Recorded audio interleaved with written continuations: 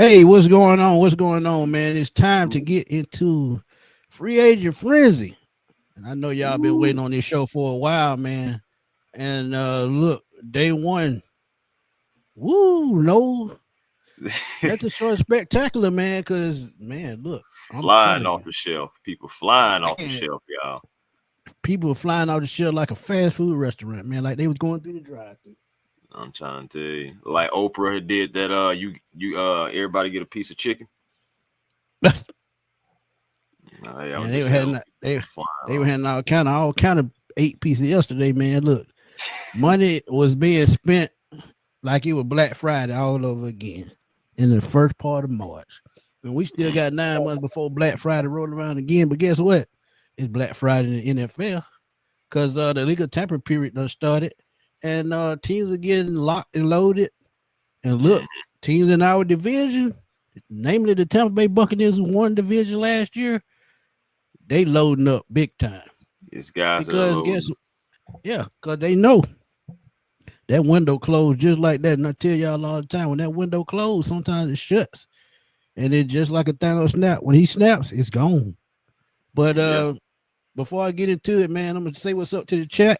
And then we're Oh gonna yeah. let Chris introduce himself. And y'all know how we roll, man. Deep Ruff, what's up, man? Good morning. Or good afternoon. It's good morning where you at in California. But John Brooks, what's good, man? Big bro John Higgins checking in. Tonio Henderson. Yeah, we ain't expecting no big move, man, because we ain't got the cap space. But we would have the cap space if we had made a move last. Never mind. But we No, ain't gonna get don't do into that. that. Don't do that, Smitty. I'm about to say, please ATL don't trouble my JT spirit. nephew, what's up, man?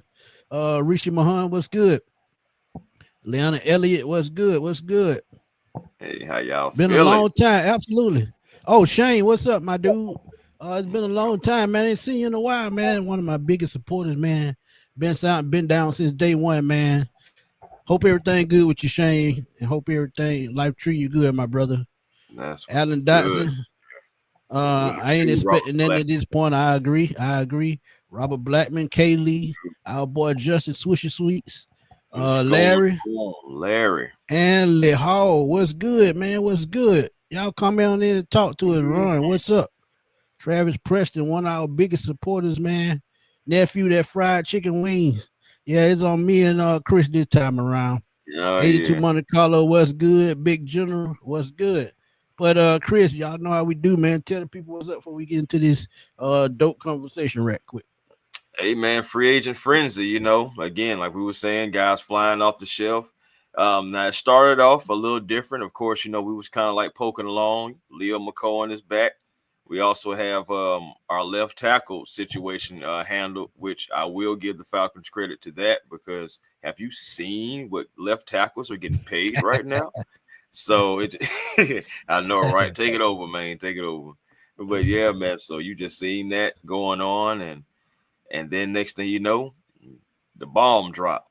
Grady Jarrett was released. Drew Dalman headed to Chicago. Then hours later, Grady said, "Hey, Dalman, hold that plane. I'm on the way too." So, it's free agency that started. We did make a signing today, but I don't know how to feel about it.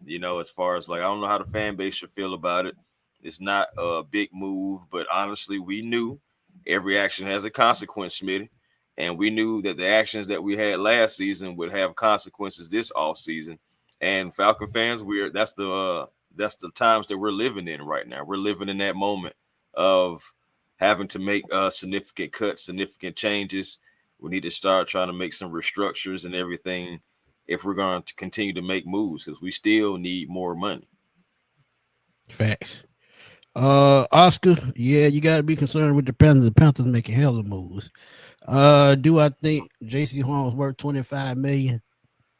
I ain't gonna hate on him. I would just say it was just a little bit overpaid, but he's earned the right to get that money. But at the same time, he's been hurt a good little bit, so that was a bit risky they took. And if they gonna buy in on it, hell, by any means, go ahead and do it.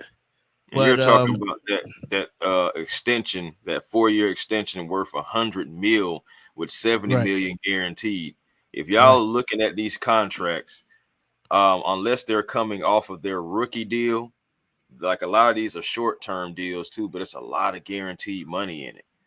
Like Right. my goodness, some of these guys are just getting like. I mean, speaking of those Panthers, let's talk about their moves real quick. I mean, they Go re-signed ahead. Andy. They re-signed Andy Dalton. They re-signed Austin Colbert, who was coming off injury, their center. They re-signed their tight end. So they did a few re-signings first. Then they started agreeing to deals. They agreed to Patrick Jones the second, 2-year Good deal, move. 2-year deal worth up to $20 million.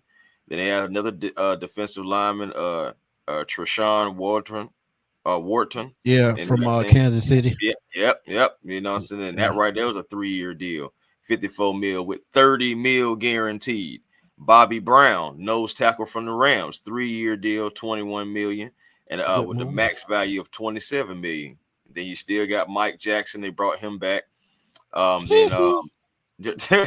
then you got Trevon Monrig, 3 years, 51 million with a max value of 60 mil. So the Panthers are making some moves. We have to see them next year, of course, twice a year, as always. So you just look at the teams in our other division and you just look at them and you just like, okay, we're going to have to compete against that. Like, if you look at it, those Agreed. guys are loading up to try to come after Michael Penix, so We signed Divine Diablo today. If yes. you need any information on him, man, you can feel free to go check it out on my page. I just dropped a video on that signing. So if y'all don't know who he is, please go over to the Sports Machine, and then come back over here while we talking, and go check that out. And it'll let y'all know exactly who he is. And don't be surprised. Well, first of all, we agreed to a 2-year deal, $14 million deal, $8 million in the first year, but there is a different breakdown to that as well. But before I even Absolutely, and speak I broke about it that, down in the video. Yeah, I broke right, it down in the video. right. And you still may not know who he is after that video. And if you don't, I then just go mean, look up go look up some Raiders highlights on bro, this guy. I been know who he was because I wanted him out of the draft, but I You love did. those. Yeah, I love those guys that convert from safety to linebacker because they give them a extra gift. And this Hmm. is why I like the Jamie Sherwood to come over from the Jets. But guess what? He Yeah, resigned with the Jets. that's So that's actually Divine's comparison too. Like they compare him to Jamie and Sherwood. exactly. We'll see about that. The jury is going to be out about that. Honestly, you look at him and Nate Landman's numbers last year; they're pretty similar. Now, of course, he had better coverage numbers with the athleticism and the speed, and better a Full little bit four better. speed. Yeah, Yeah. yeah. So he has coverage abilities. We're just hoping that he can come in and fit whatever Jeff Ulbrich is trying to do. Because let's just be honest, moving forward, we can't expect just like big splashes. We have to expect more so of signings, kind of like when our salary cap was jacked up the last time. Remember, we put guys on Yeah, 1-year deals, it's 2-year called deals. shopping at the Dollar Tree. Yeah, You can upgrade the Dollar General, but we trying to get up to the Walmart section, and shoot, we just I ain't stuck gonna in Dollar. lie, I'm trying to get We to stuck at Sack the Smith Dollar Tree. eventually. Eventually, yeah, eventually, but that gonna be a while. But before we keep Yeah, going with the free agent frenzy, man, let's look back just a little bit, man. We gonna talk about Grady Jarrett for a quick second, man. yeah. Um, for y'all that been living on the rock, and if y'all ain't been paying attention to football the last 24 to 36 hours, y'all know that Grady Jarrett was released by the Falcons. And really, no surprise. And if you go over on Twitter, there's a um a account Jay Ben has said that Chris Dolman and Grady Jarrett were offered close to the same Hmm. what they signed with their new teams, and honestly, they don't feel like the Falcons heading in a positive direction, and I understand why What? they feel like that. Yeah, Who's I saying understand this, it. man? Who is saying all this? Go over to J Ben on Twitter, and you will see it. Capital J, Oh, capital Ben, and you will see it. And he feel like the Falcons are heading in a good direction. But Grady Jarrett, man, he meant the word to this team. But honestly, um, I think it was best for both parties, to be honest, because Grady Mhm. Jarrett is going to his 10th season. And once you start getting on that back end after them 10, he's 30 years old. He's almost 31. So Mhm. it's just time, man. And sometimes it happens for the best because I feel like he goes to Chicago. Look at what they're building. They've sit up there and really spent their first their first day of free agency, making trades. They signed Jonah, or they signed traded for Jonah Jackson. Signed Drew Dahlman. Right. They got another offensive line, so they're building around their quarterback, making sure they're straight in the trenches. So they're Yeah, giving their quarterback every opportunity to, yeah, they were. take his second year and build and grow and Yeah, develop. they So traded for those two guys. They did. right, The two right, and guards. they signed They Dahlman. Right, signed Dahlman. Yeah. right. Then still So they still added another linebacker and another edge as well. So on yeah, top of think Grady. about it. I think both of the guys that they traded for the guards, I think they were fifth and sixth round picks. So they really spent nothing. So all they did was bring them in to sign those contracts because Jonah Jackson, I think he Mm, would do 17 million this year. And the Chicago Bears have some of the most cap space in the league right now. So it was no surprise that they're going out and signing these guys like it's nobody's business. But Grady Jarrett, like I said, he's been in Atlanta 10 years. Time for a change. He saw the production drop. So, and the writing was right. on the wall last year when they drafted Brandon Dorless and Rook Ororo. So, I mean, it really shouldn't have been a surprise to no one that, I mean, and that cap number. I mean, just we were talking about that cap number since 2 seasons ago. So I mean, right. like I feel like we always were gonna kind of end up here eventually. And so I mean, Yeah. when Grady was Just look, released, I understood it. Like I did. It's not about whether I liked it or not. Did I like it? Of course not. But I mean, but at the end of the day, it's about the logo, and I understand that we could not bring him back at that cap number. And Jeremy Fowler said this on Twitter yesterday. Jeremy Fowler, ESPN. He said on context on the Grady Jarrett release, Falcons offered a reduced deal, but he felt confident in his market value than what they offered. I said he feels like he was an accomplished defensive tackle and he could enter the market. And the Chicago Bears agreed with Grady. That's all that happened. right, right. So, And look, I'm telling y'all just gotta know, man. It's a business at the end of the day. Think about what's happened over the last 5 years.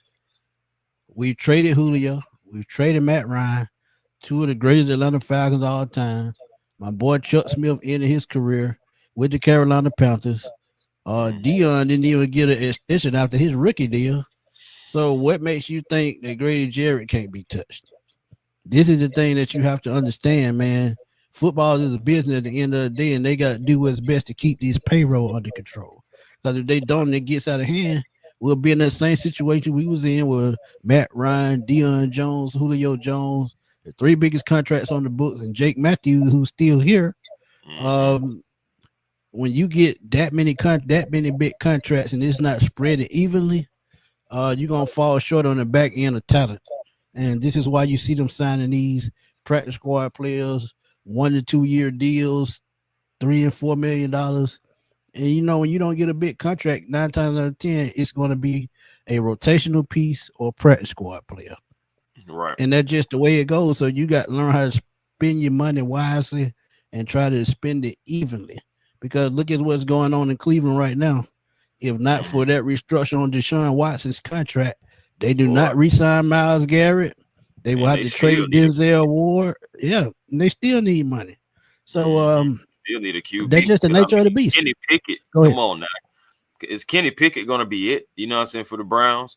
I still Nope. think the Browns are a dark horse for Kirk Cousins. And I may be, what I'm saying, living on a prayer, what I'm saying, like on that one. But you look at the landscape, guys are going places. Even Justin Fields, somebody who I didn't think was still a starter in this league. But the Jets said, boy, you don't know what you're talking about. We finna bring him up here and start him. So you look at that in the instance, and I'm just like, okay. You look at Sam Darnold going to Seattle after the year he had in Minnesota. Yeah, it's just a lot of moving pieces, and guys are going to play. Daniel Jones is getting another opportunity. So it's just it's tough out here, and it's like anybody barely wants to touch that Kirk Cousins contract. The Browns are your only chance with Kevin Stefanski. That's the only thing I see left. Outside of that, we're just going to have one of the most expensive backups. It is crazy that I understand people that we release Grady Jarrett, but we keep Kirk Cousins. two totally different situations. Even though we put ourselves in the situation, we should have never been here. Told them folks not to go get this relic, but at the end of the day, he's our relic. And right now, he's our backup quarterback until he is no more. He doesn't deserve to be in a Falcon uniform. I want him off the team yesterday, but I understand the optics of it. It's not going to happen just like that. The Falcons want to try to get something for him instead of just cutting him out right out, which really wouldn't make any sense to really just cut him right out anyway. To me, I mean, you're still going to be on the hook. So try to get something for him if you can, but it's really tough. You on the right hook for 27.5 either way it go. Whether he's traded, whether he stays here. I mean, the money is gone. And the only thing that they would save is probably $10 million. And what can you do with that in today's market? When they cut Grady, that made way for the signing today because they only had like $5 million over the cap. I'm sorry, under the cap to work with. And when the new league you kick in tomorrow, I think that's when the 11 million kick in. But some of that will go over that's basically Kirk Cousins' money right there. So I mean, they really so don't. many other moves we could have made. My thing is, even with getting Michael Penix, even like for example, if you didn't give that money to Kirk Cousins, you would have money to make many different moves. You would have been able to keep some of the guys that fans love. You'd have been, like a Grady Jarrett. I mean, hey, like a Drew Dahlman. You'd have been able to pay those guys. You'd have been able to go in free agency. You would have been able to go really after Myles Garrett. You would have been able to make a trade for Michael Penix. You really would have been able to. That's the thing about big contracts. That's the thing about big contracts. Shoot, we gotta hold Kurt hostage. Jarrett, we gotta hold him hostage at this point. At the end of the day, that's what we have going on. And yeah, I ain't gonna lie, it does feel like a clown show, D. I'm not lying to you. I'm gonna think about it. However you guys feel about this organization right now, I'm not here to tell you how you should feel because this situation is jacked up. That's just what it is. But I just want to say we knew that coming into this offseason, this was going to be the toughest offseason for Terry Fontenot. Wow. Yeah. And the crazy thing about it, he just went through this 2 years ago. And we back in this spot again. And Shady Life, I wouldn't have gave Grady those kind of numbers because, as I told y'all been following the show. You look at the drop off the last 3 years before the injury. He hadn't had, I don't think he had a double-digit sack period in his career. So that alone, coupled with the age that he's becoming, no, I wouldn't have gave him that kind of money. No way. Yeah. The thing about it is, I'm not paying him that though. Neither one of those guys that type of money. It's the guarantee money is what I'm looking at. The years aren't bad. It's the guaranteed money. And yeah, I mean, at the end of the day, Shady Life, you can call it what it is. Was Grady Jarrett not a fan favorite? Is everybody not crashing out on Twitter because Grady is not here anymore? I'm just saying, I know what I'm seeing on Twitter. I know what I'm seeing on social media. Period. There are fans that are absolutely pissed about this. And Shady Life, I'm telling you right now, we talked about. I talked about it on the show during the regular season last year. So I knew it was coming. I talked about it extensively and why it would happen because I knew that $16 million didn't match up with the production. Now he goes to Chicago, he still gets $14 million, and that's on them. But think about it, they can put talent around him with the money that they're spending. But if the Falcons had that kind of money, he would still be here. But they didn't have that money to spend. But again, they were preparing for it because they drafted 2 defensive tackle last year. So like I said, the writing was on the wall last year, and I spoke about that. So they were just, giving him time to figure out what he wanted to do because he met with the Falcons and they offered a pay cut, and that he wasn't going to take no pay cut. Why? Because they live a certain lifestyle and they're thinking about life after football. Just that easy. So, and I think David Onyemata is next. So we'll see how that turns out. I think it's too. You said what now? Oh no, I just the was gonna last thing say, about Grady. yeah, that's what I It was just gonna say. Last thoughts. Go ahead. it was just only thing about it too. At least we can see what we have in Brandon Dorless. At least we can see what we have in Ruka Roro and Braylon Trice when they come back, because we won't have a guy like Grady Jarrett here to necessarily take snaps from those guys, and we can see what's going on with our future. I mean, I know it's not something that people want to hear, but we have to look forward to the future. At the end of the day, y'all, it's still about the Ne- Falcons. It's not. It's not. It's not the Atlanta Grady's. You know, I'm just saying. I saw somebody crack a joke in my comments on YouTube. They said Atlanta can live without Grady. So they talking about the hospital. Yeah, yeah, I caught that. I I caught said, that. boy, yeah. I said, boy, y'all ruthless. Nephew said, do y'all want Leonard Floyd? He would be a good rotational piece, but it has to be at the right price. Because he's Right. one of those guys that's still in the $8 to $10 million range. But Mm-hmm. if he comes in up under 8, I would damn sure think about it, because he would be a good rotational piece. And I still think they could possibly bring back Contavious Street. I think Taquan Graham is gone. But Eddie Goldman, I think he's gone as well. So I do defensive too. tackle is something we could see at number 15. So hey, we'll see. Yeah, I see that Uh, Josh Sweat went to the doggone Cardinals. right. That was And the another Cardinals, guy. I knew they were finna start making moves. They actually have a lot of cap space as well, and they need defensive line help. So Right. they've done their thing as well. Um, French Chisel 86, please go check it out on my page. I broke it down. I broke down the contract. I broke down how he plays and all of that. So just go over there, then slide back over here to the live show, and we'll just keep it rolling. But yeah, man, it's crazy. Jay Black, what's good, my dude? Wolf, what's up, man? Yeah, Terry, he need a welfare check, man. It's crazy because uh, they knew what they were getting into this offseason. They knew. But what we're gonna do is we're gonna switch it to the free agent signings of day one, and we're gonna give y'all our thoughts on some of these signings, because as I've said, some of these contracts, some of them were pretty workable, but Right. I saw a tweet, and seems like the Falcons front office is under some heat, and Mm. a lot of players don't want to come here because they're not sure where the Falcons are headed. Yeah, But let's talk that's about some of tough, these free agent signings. And once we talk about these free agent signings for a minute, we're gonna open up the chat for about 10 minutes, and then we're gonna roll. But let's talk about these free agent signings. Throw out your first person, and do you feel like the Falcons could afford it?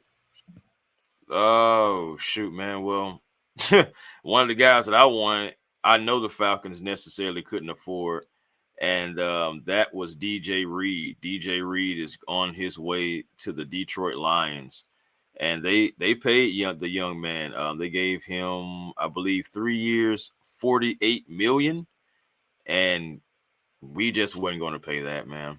We just wasn't. So Yeah, that was. 16 million. That's steep. Yeah, I mean, I just knew we wasn't. I forgot what the guaranteed money is, but I was just like, nah, that wasn't happening. I think it's Um, about 32 somewhere in there. ag- Again, my point, it wasn't happening. If it was anything over 12, it wasn't happening. So, I was just like, so that was a guy for me though that I was looking at, as far as the cornerback position. But to be honest with you guys, there are still a few guys still out there as far as in free agency. I mean, it's still Asante Samuel Jr. still out there. I don't have the names like right in front of me now, but it's still some guys out there that you possibly can still go get. I think Dexter Lawrence is still out there. I mean, I'm not sure what they're going to ask Now, for. Dexter Lawrence staying in New York. He Oh, just he did signed a stay in big New deal York. last year. No, he signed a big deal Uh, last year. So he's there for 5 years. So he ain't going nowhere. He uh, signed $100 million I was about to say, contract so last year. you sure? Because I'm about to say I sure seen his name on free agency. Let me see. Oh, am I talking about DeMarcus Lawrence? That's who it is, Dallas. Yeah, Hmm. Dallas. Okay. Yeah, But yeah, because still, Dexter Lawrence ain't going nowhere no time soon.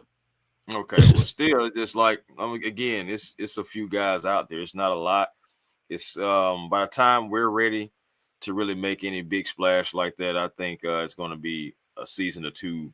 Like next year, we have more cap space. So in 2026, so we're looking better. But right now, it's just tough times, and we're gonna have to do. It's gonna be like I said before, like when we was in cap hill before, little budget signings, like year here, two Right, years here, kind of try to right, get some veterans in here, plug and play. Again, like I said, I know we wanted Sherwood, but when we signed Divine, that is supposed to kind of like be our Sherwood because again, that's his comparison, and he does have that athletic ability. He has that speed. He has some coverage ability.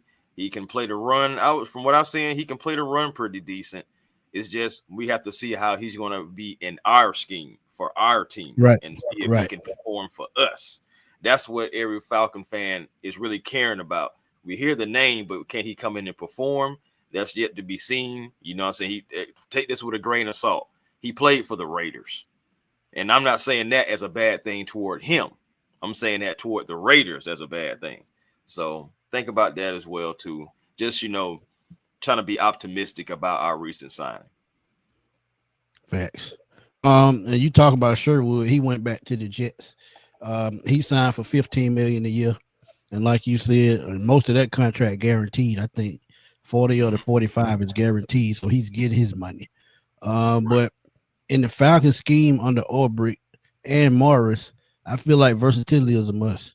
So the guys that they do sign Right. will be guys that will be able to play multiple positions. Multiple They will have positions. to have, Mhm. yeah, they will have to, pretty much be athletic because if you're not, you won't succeed in this defense. The only position I think that athleticism is not required is in the trenches, Mhm. and and as a guard in the NFL, you have to be athletic. As a Mhm. defensive end, you have to be athletic. But when you talk about center, nose tackles, those positions, those are the only two positions that Pluggers. can think of. Yeah, guys that are going to eat up space. Well, and So, that to your point, that's what I'm saying about our recent linebacker. He's an athlete, like you correct. said, a guy used to play safety. He's converted to linebacker. Reminds me kind of like remember those days when we had a guy like Kamal Ishmael, somebody that was playing linebacker and safety on here.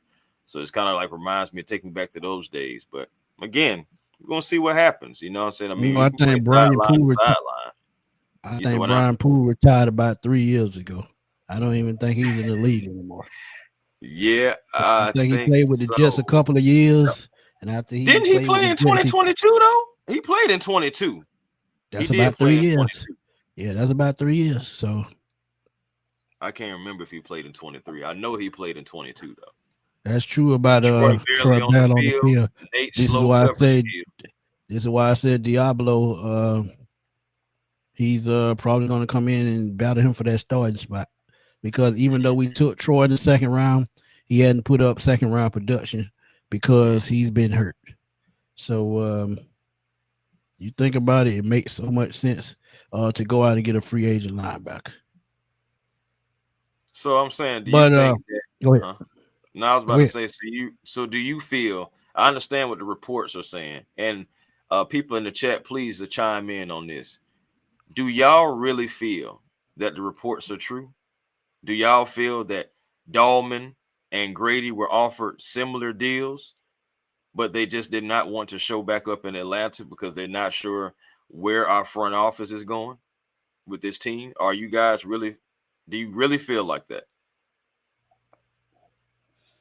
Ooh, I'm gonna start out the conversation. Okay. I'm gonna say honestly, they probably did feel that way.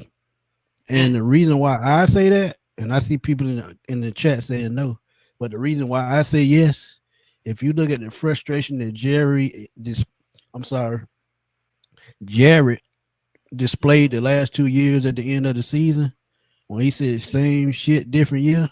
Oh, he meant that. And what he meant by that, um, he see the defense playing at a certain level, and then by the end of the season, it just drops off. And he's absolutely right about that. So this is why I said if they did say that they were concerned about the way where this team is headed, mhm. I can do nothing but agree with him because where's the leadership on the field? Outside of Grady, who else displayed leadership?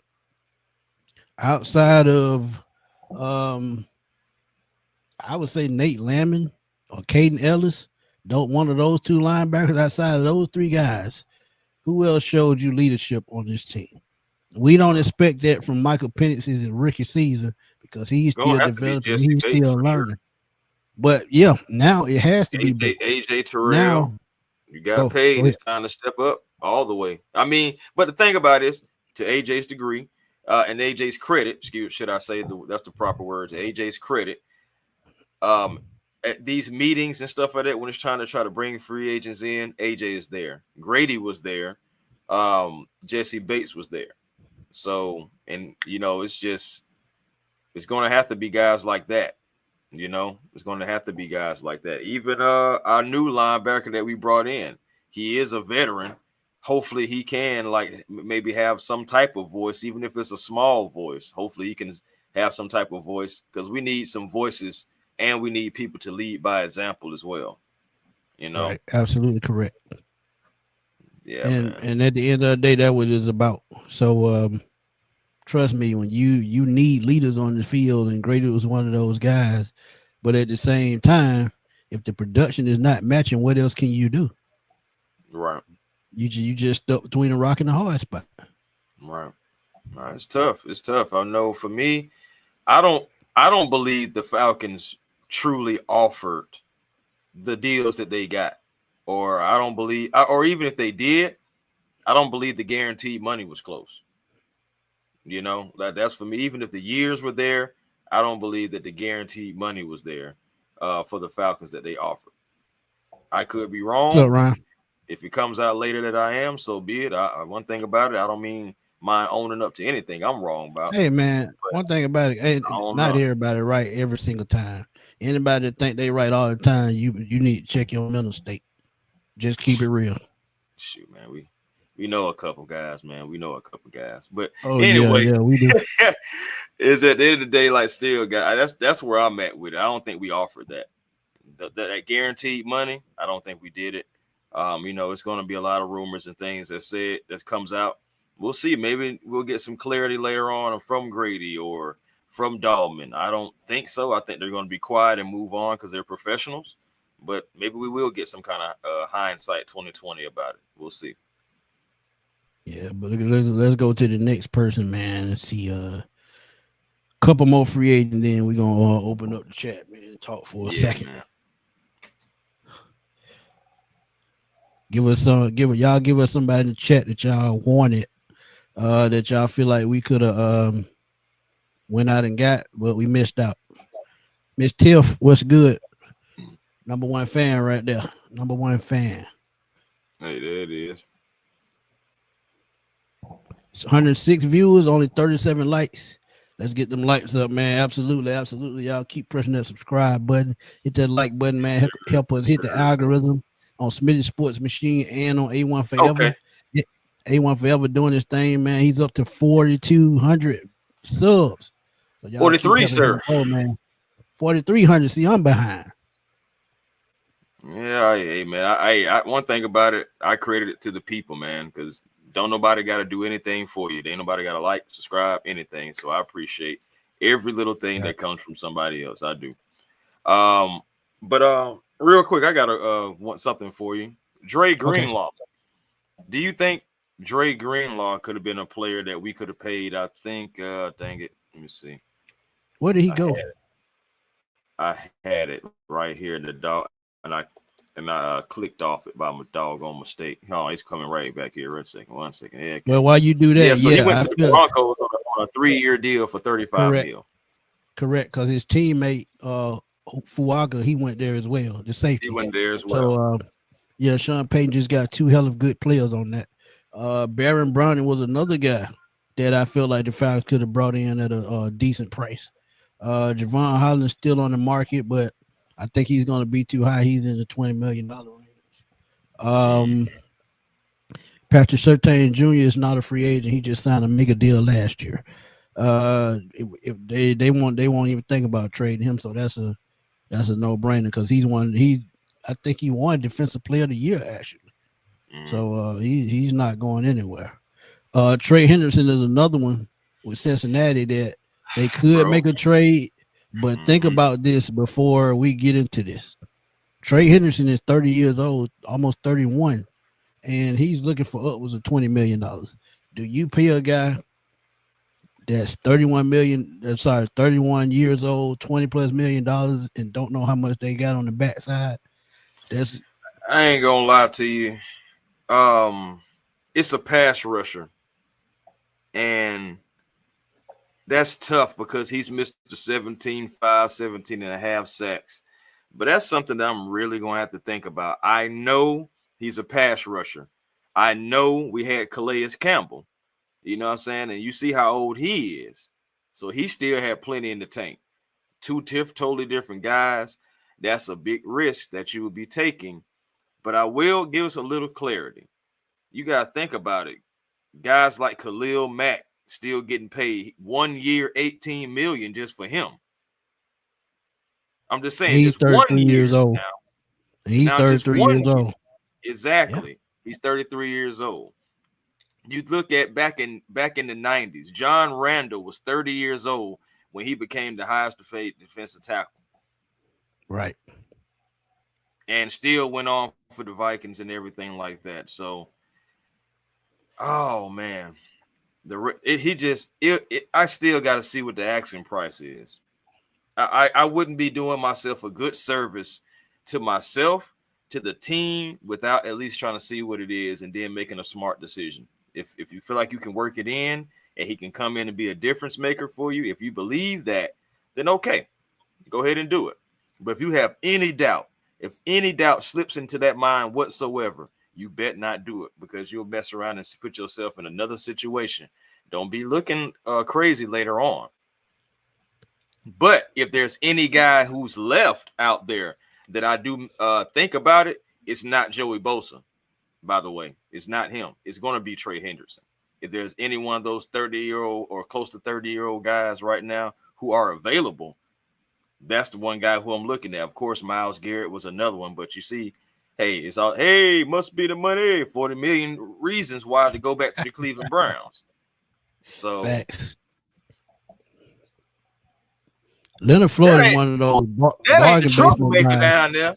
That ain't the old bad guy down there, is it? You damn right it's the bad guy. You know what it is, baby. This is what a historian. We in this bitch. Let's go. How you feeling, family?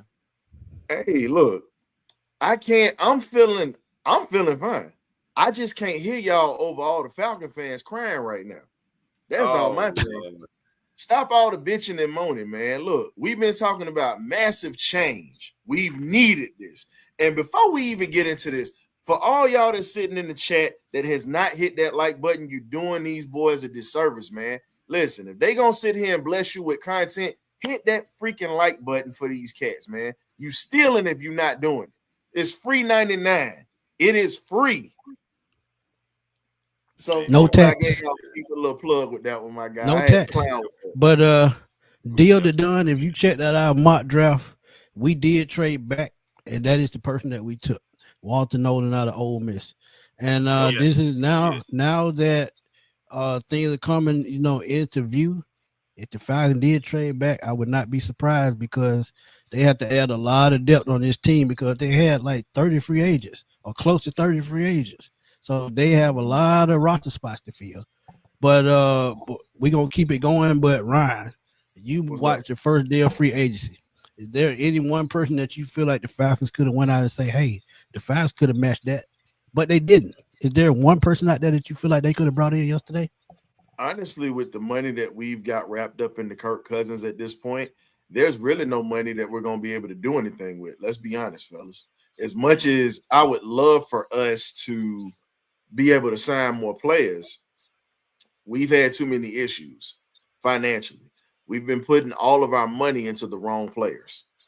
That's what's been going on. So at this point, I look at it like this.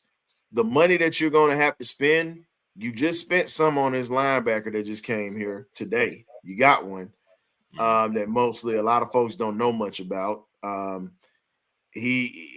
I'll say this. We're gonna be getting a lot of second-tier players like we always do. We're gonna get a bunch of role players, in other words. This is how this is gonna work in free agency. Draft-wise, we're gonna be limited with our picks, so they got to make these things count at this point. So I'm not really looking for the Falcons to make a huge splash in free agency at this point. I mean, yeah, coming into it, we knew it was going to be an uphill battle, though. That's like my thing is we see the moves being made, and then a lot of us kind of like forget the moves that we've made, and then we come to the present and we think we're supposed to make moves, but we forget about some of the moves that we made, you know what I'm saying, to get us to where we are today. Like, and of course, Kirk Cousins is definitely a big piece of that. I know you had to pay AJ Terrell. You had to take care of Jesse Bates. It's a lot of different things that happen, whether if it was good moves or not, you know, so regardless, it's a reason why we're here. And also another point, we have to also look at it like this. You look at the free agency, look at people in free agency, you look at some of these names. Some of them are already kind of second tierish type guys who are left. And, you know, a lot of guys got contracts that, you know, you wouldn't have paid. So my thing is, if you're looking at some of these contracts, you're looking at, oh, I wouldn't have paid him that. Oh, I wouldn't have paid him that. Oh, I wouldn't have paid him that. Is it really, you know what I'm saying, like good free agents then? Like if you think about this though, people kill me with that. People got to understand it's what the market calls for. Right. The highest contract is the one that they build off of. It don't go opposite, it don't go down, it goes up. It's just like who was that quarterback that signed that deal the other day for $55 million? Josh Allen. He signed for $55 million, and bro, you know he gets a signing bonus that is as much as what Lamar is getting paid. But you know the reason why he got that. Let's be honest. MVP, he got that because he ended up getting the MVP. Yeah, he doesn't get that contract if he doesn't get the MVP. For sure. So he earned. So let's be honest. He's earned that contract extension. You look at it. He's led Buffalo to how many AFC Championship games? So right. I mean, I'm not complaining. Hey, I'm not complaining. I ain't got to pay it. But you know what I'm saying? And let's be honest. Let's be honest. Wow. Everybody know the Bills got hosed in that AFC Championship game with that bad call. Now, at the end of the day, it is what it is. You know. Yeah, now, I ain't gonna lie. Lamar was my MVP. I did not. Yeah, Lamar was supposed to get the MVP, but again, it didn't happen. So it doesn't matter. That's horseshoes and hangers at this point. The MVP of the league was Josh Allen. So guess what? We can sit there and play hypotheticals all day. That is not going to change what those voters had and what that award trophy is right now. Lamar should have gotten it, but guess what? Josh got it. So shoulda, woulda, coulda. Right, man. See, yeah. I deal in the now. Even when we know it's BS, I deal in the now. I can't sit there and being hypotheticals. The only hypothetical is, and I've said this. Now, there was a lot of people who defended Richie Grant this year. I'm not going to mention names. I don't need to, because there was a lot of folks who defended that dude. Now, I told everybody like this, and they thought I was crazy, and I got laughed at by folks on my own panel. I told folks Marquise Bell was better than Richie Grant, and I said, I guarantee got a monthly deal. He just got paid. He an undrafted free agent out of FAMU that literally worked up from being at the bottom of not even being on the depth chart to pretty much being the starting safety to get a $12 million deal. Now, this is an undrafted free agent. Most of them dudes are camp bodies. So what does that tell you if you get moved up and you're pretty much going to be starting and you finally get a contract? I think they're going to get a good ball player. He out there working on that practice field. That's what he's doing. And I told everybody like this. I said, y'all. Yep. I actually remember talking about it. We actually did a show about it. Smitty, because everybody was like, oh, you just don't like Richie Grant. Here's my thing. No. We all know that it was a better player or whatnot. And what's up, Carrie? A better player in Marquise Bell. He got hosed because of politics at UCF. That was the reason why he had to leave. Other than that, that dude would have been a top draft pick, because you don't just get into the NFL and then as much as I hate the Cowboys, just like I hate the Saints, you don't go to a prestigious franchise like that and move up the depth chart and bump guys that are coming from bigger schools and programs that are a little bit more established. This is why I'm gonna put it this way. It's the reason I'm wearing the A&T hat today. And if you know, you know. If we don't make any splashes in this draft, guess what? Start looking at these smaller schools, and I'm gonna say it till I'm blue in the face, and I'm a chocolate brother, and damn it, that's a lot of saying. Start looking at these cats that's coming up from the FCS level, and then you got cats that's coming from the HBCU levels. It's so much talent that's there because guess what? Every time we're limited on draft picks and in cash, we have a ton of players that are coming out that we want, but we can't get because we don't have draft picks or we don't have cash to sign them. So we're in that spot right now. This is where the scouting department should have already had their asses covered because of what Kirk did, especially after the beginning of the season. I got breaking news right quick. All right, please. 92.9 the game has reported. Shout out to Mad Mike. Mad Mike sent me this. It says the sister station in Cleveland sent out a notice to 92.9 the game. NFL reporter on who thinks Kirk Cousins will be a Brown very soon. Zach Brown from 92.9 the game. Brown will probably have Kirk Cousins probably by the weekend. So we could have some relief coming. Another draft pick, no matter if it's a 6th or 7th rounder, but we will get off some of that money because in 5 days he will get that $10 million. So they're trying to avoid that. So they will try to get him off by the weekend, which will be around that 5-day period. But if they can do that, they won't have to pay the $10 million. So I'm kind of happy about that, man. So shout out to Mad Mike for sending me that, man. That was on Twitter. That was on Twitter earlier today. He a little late in getting that to you, but that was on Twitter earlier. No, he probably already had it, but I just got it. I'm just saying I didn't know because I've been busy all morning, so I didn't get to look on Twitter much. Heck yeah, he been over there cooking chicken. You know it. But hey, man, what can I say? You know it. Hey, Smitty, man, you need to go ahead and slide them plates, plate of wings over here, man. You always frying chicken and you don't never offer us none, man. What's up? I'm just saying, bro. I mean, look. Hey, man, I got the peach cobbler over here, and I got some sides to go with it. Fresh mashed potatoes and everything else. Wings on the way then. Wings on the way. That's what I'm talking about, man. But I want to ask y'all something, fellas.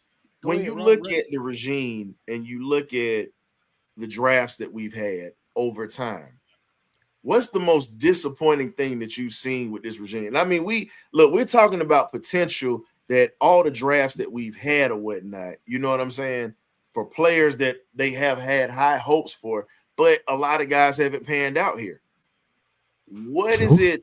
What do you see possibly changing with this regime, or do you see a repeated pattern that's going to continue to happen with this regime that's in office right now with Terry Fontenot? Ooh, boy, that's a great question.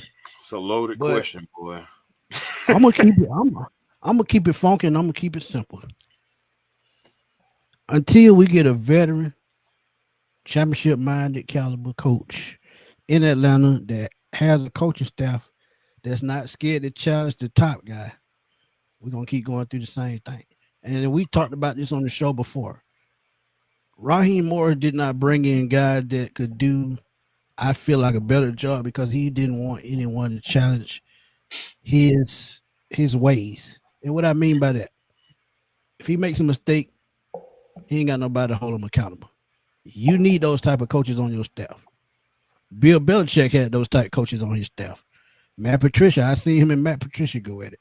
I seen him and Bill O'Brien go at it. You have to have coaches that can challenge you, challenge the way you think, challenge the way you scheme up things, challenge you in the film room.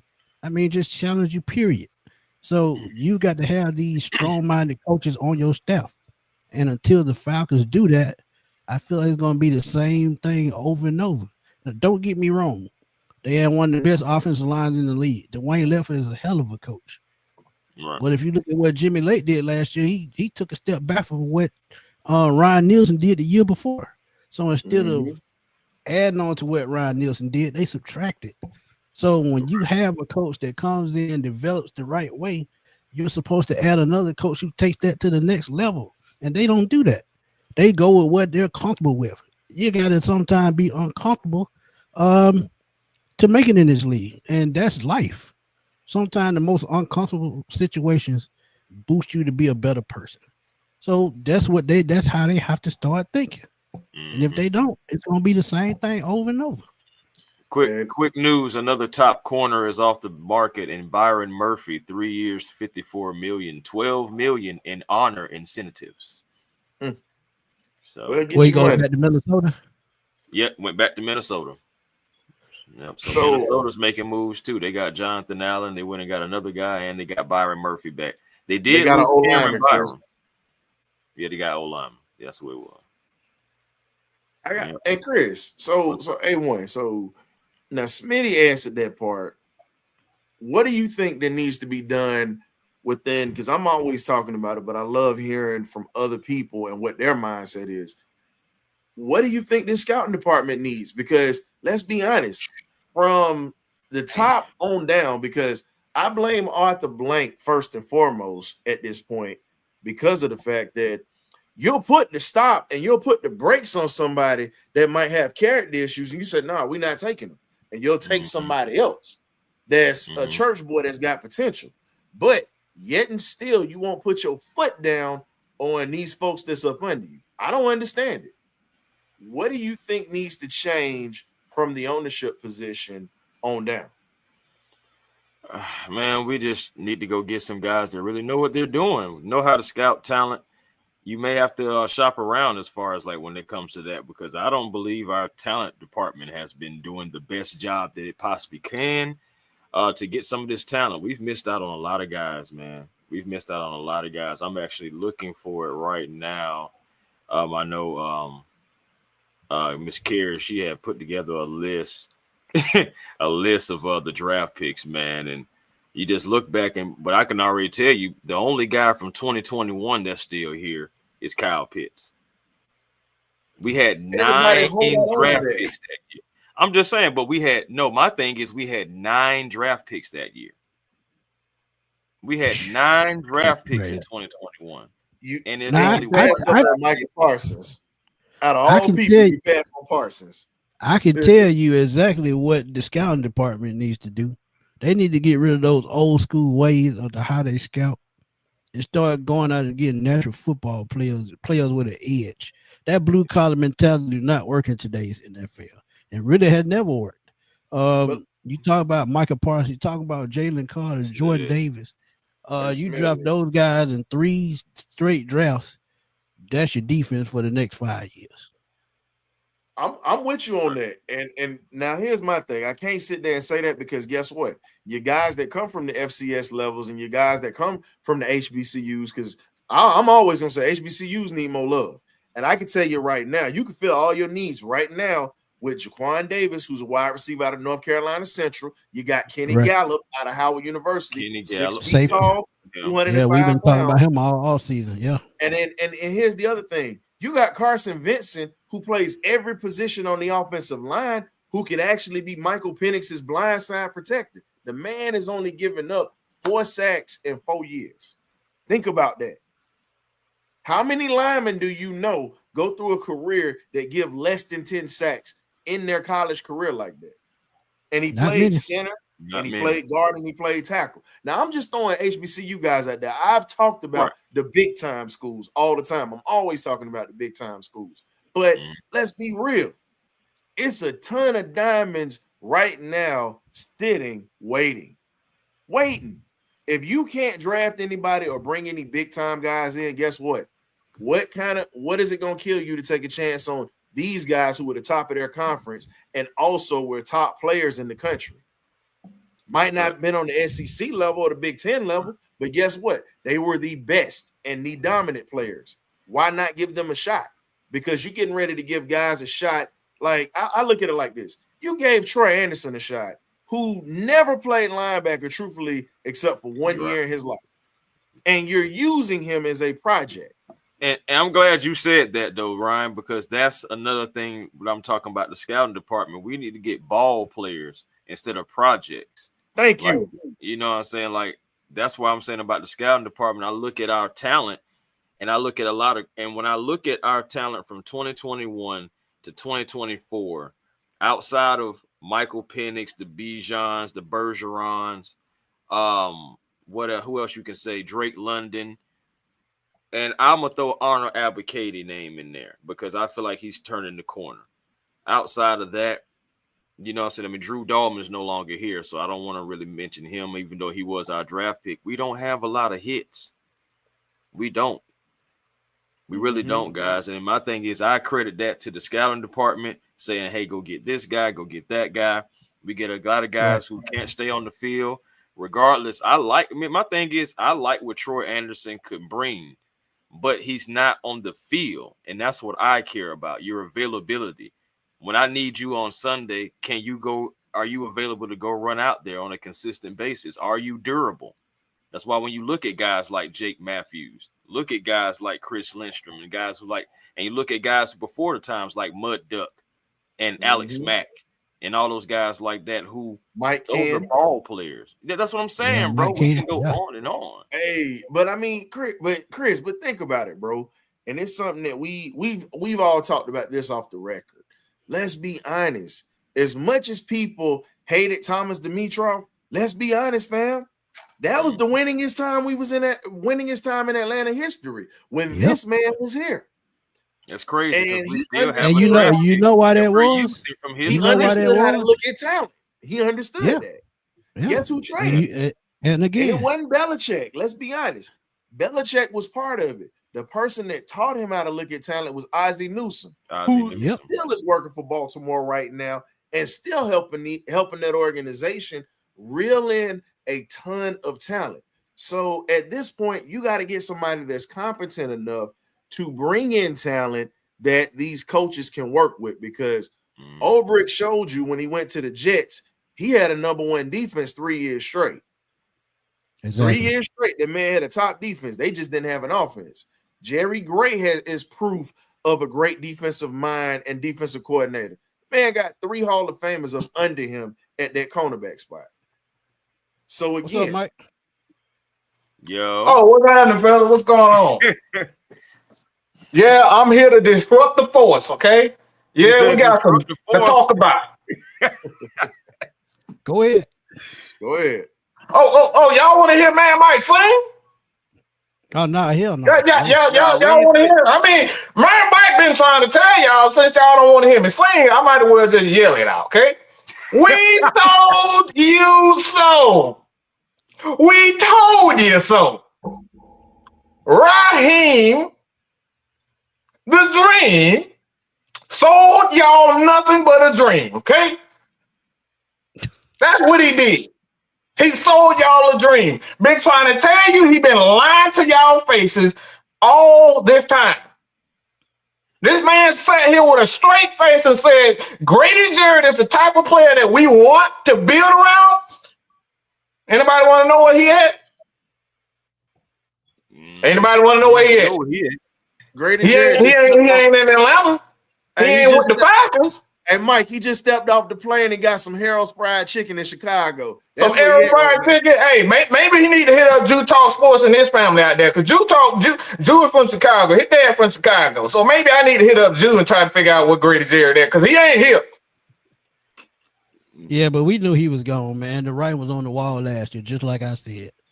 When you draft a replacement, you draft the replacement, you looking at that contract next year. They always got it in the back of their mind. And see, that's the thing. When you sign these big contracts, just don't expect to play them out. Just don't expect it. Why don't you ask him? And here's the other question. I want to hear the Bijan defenders right now. I want to hear all y'all Bijan defenders at this point, because he's a great player, but he was the wrong pick at the time, because now you don't have a defensive tackle right now, and you're scrambling trying to figure out who's going to be the D tackle. How do y'all feel about that? I want to hear it, because guess what? Jalen Carter, Jordan Davis, they up in Philly right now, hoisting the trophy, getting their ring sizes right now. You literally passed on 2 guys you could have had right in your backyard, and we needed defensive linemen. David Onyema might have been stealing money from us, literally, like somebody sitting in Section 8 for 20 years. Let's be honest. He been stealing government money, and he been stealing money from us, if we gonna be honest. And now we're trying to figure out what we're gonna do with this defensive line. I want to hear some takers on this, because everybody tried to say, "Oh, y'all hating." No, that's been a problem since 2017.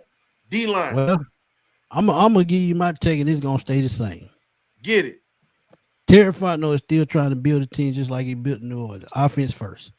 And he knows you have to put up points in the NFL. So now that he's put that side of the ball together, now he's going to try to revert back to the other side of the ball. And it shows because they've already said they only interview defensive players at the combine. So what are they going to do? Focus on defense. And that's another reason why Grady Jarrett is gone. They're going to focus on defense. They're going to bring in more defensive players. And as I said, man, they should trade back for 15 because there will be hella players in this draft that could come in and start right away. And let's be real. No, StreamYard get on my damn nerves. I know that. But let's be real. Yeah. But let's be real. Trice spent more time at Piedmont Hospital because he blew his knee out early in the season. Brandon Dorless literally couldn't crack the starting lineup or whatnot, and he's supposed to be a guy that's a difference maker, and he's still trying to figure things out. Hopefully he comes around this year and he can actually make an impact. But then Ruka Roro is definitely a guy that can play and definitely a guy that could be a problem. But let's keep this a buck. You don't play him at a 0 technique. He is a 3 down. He's a 3 technique. He's supposed to be playing outside. He is not a D tackle, period. So at the end of the day, you need a true D tackle right now to help out a guy like Rook to be a problem child and your edge rushers and your linebackers. We don't have a true D tackle. How about we get a goddamn decision made, okay? Fuck the town. How about we just make a damn decision? I don't hear nothing about Jalen Carter and fat ass Jordan Davis, because if they were here, it would still be the same problem. So I don't care nothing about players right now. I can give 2 flying. I'm not on Mad Sports. I'm not on Mad Sports. But I don't care nothing. I don't care nothing about players. I don't care nothing about the players. If we got a guy that's up here don't know how to use his timeouts properly, what the hell good is Jordan Davis and all these other guys gonna be? It won't make a damn difference because they'll still be running to a brick freaking wall. Because of the leadership. You're right about that. Because of the leadership. It starts up top. We can sit up here and talk about we should have got this player, we should have got that player, and you're absolutely right.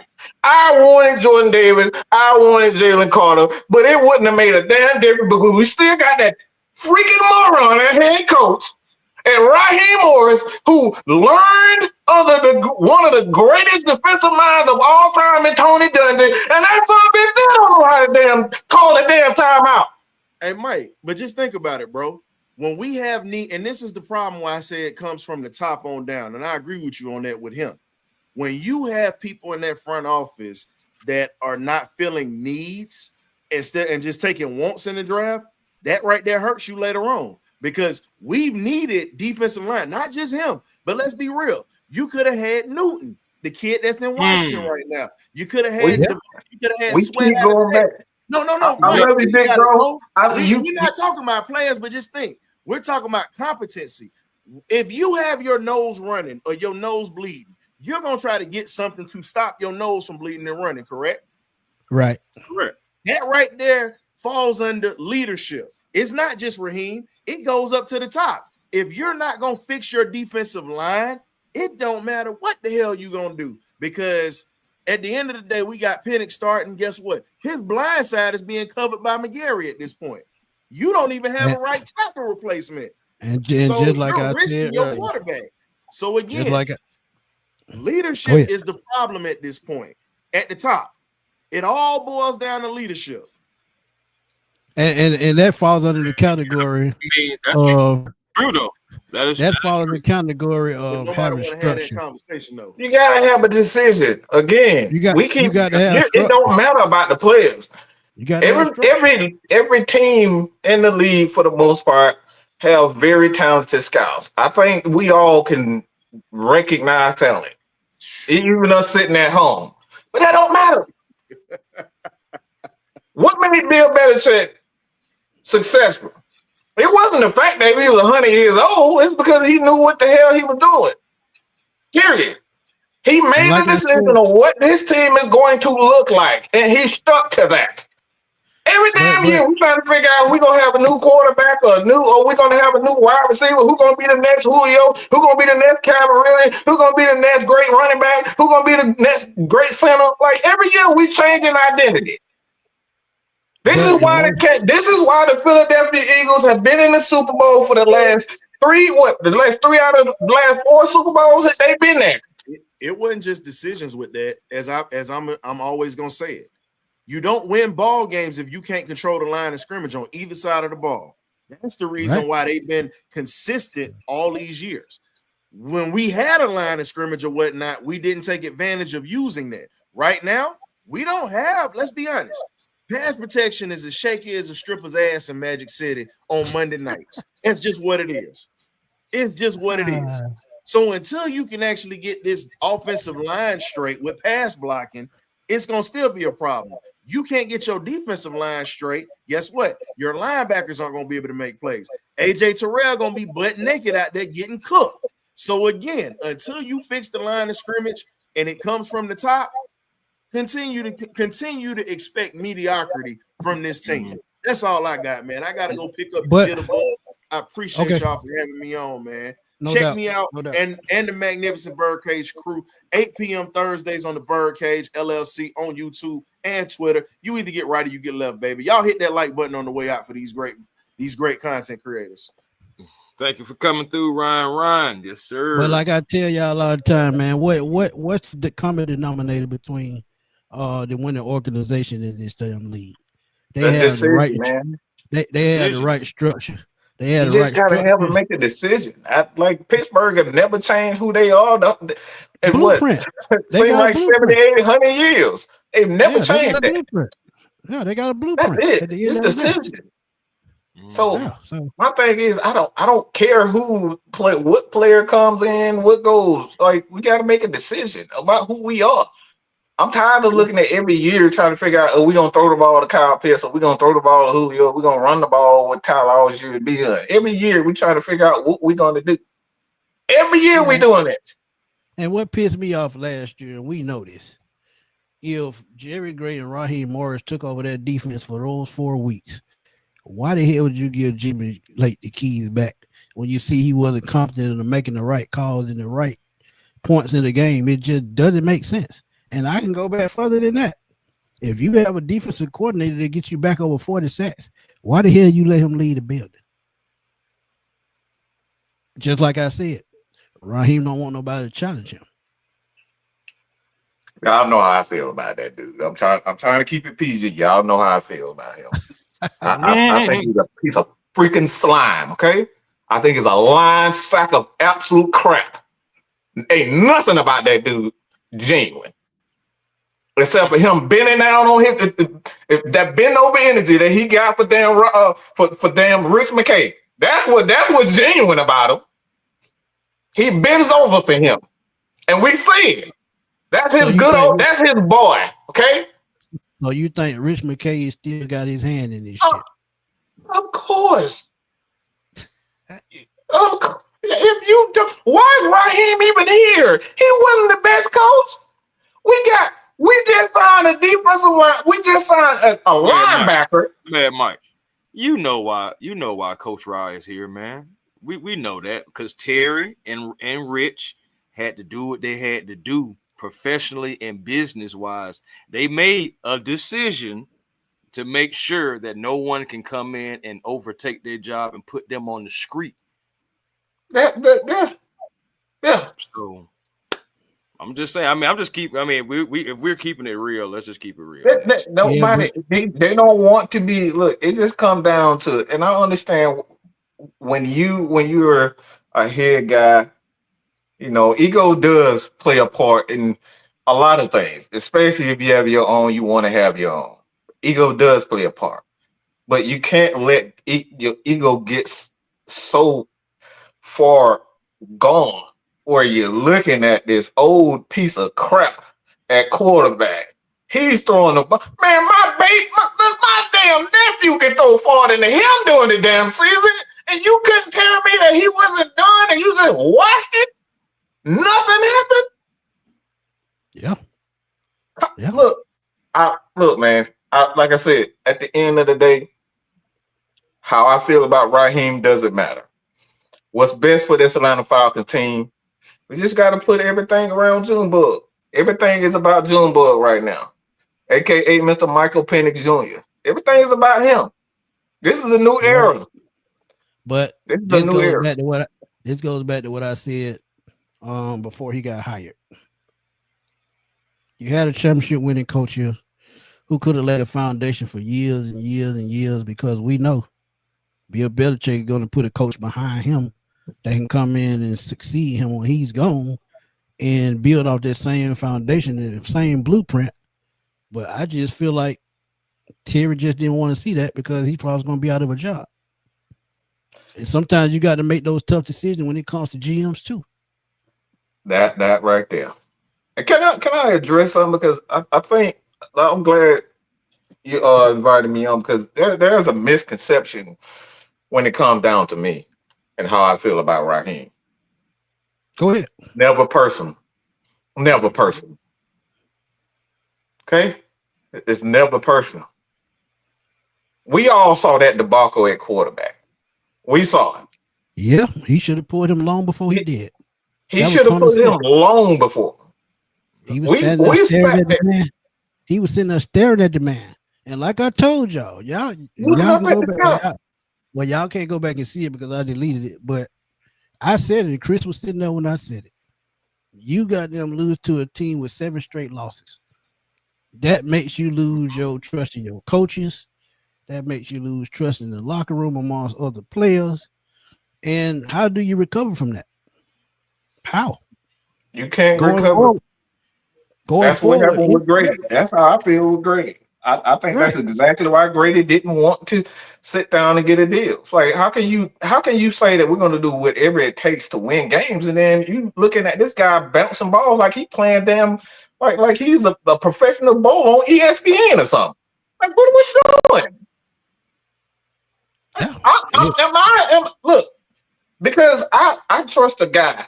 This guy has had there's very few teachers in this league that have had the experience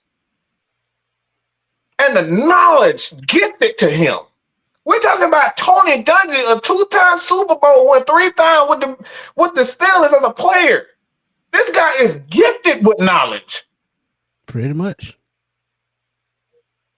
No. What guys like Sean McVay, he's a Super Bowl champion, and you still don't know how to use your team properly, to know how to call timeouts, you don't know how to get sacks.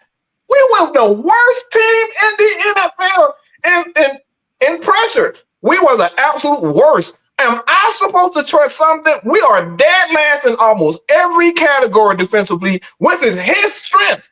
This is his strength. He's not an offensive guy. He's a defensive guy. In every category, run, pass, maybe good internal. He's coached both sides of the ball, so he shouldn't have no problem with anybody. He shouldn't have any problem. But we still last in everything defensively. And you asking me why, man? But you think about this too. He was a cornerback guy too, though. Like a lot of these guys that we have are cornerback guys. So what are we doing for our line? The way they played down the stretch was just pathetic. These cornerbacks look like they were rookie, every single one of them except AJ and Jesse. Everybody else went back to tribulation running the defense. That's what happened. We went back to black. We didn't go back to black. Of course, once you go black. Oh yeah, we not you know what I'm saying? but we went back to the old ways, and we should have never done that, y'all. But I honestly believe, and I'm gonna take this to my grave, I honestly believe we could have got the same production if we had a Ryan Nielsen as coach. Because what will we be losing? Yeah, we probably wouldn't have had Zach Robinson. Yeah, we probably would have had other defensive. Other people on our coaching staff. But as far as the way he coaches, the way he plays aggressive, I feel like we could have got the same production from Ryan Nielsen if he been named coach. Because what did Raheem Morris change?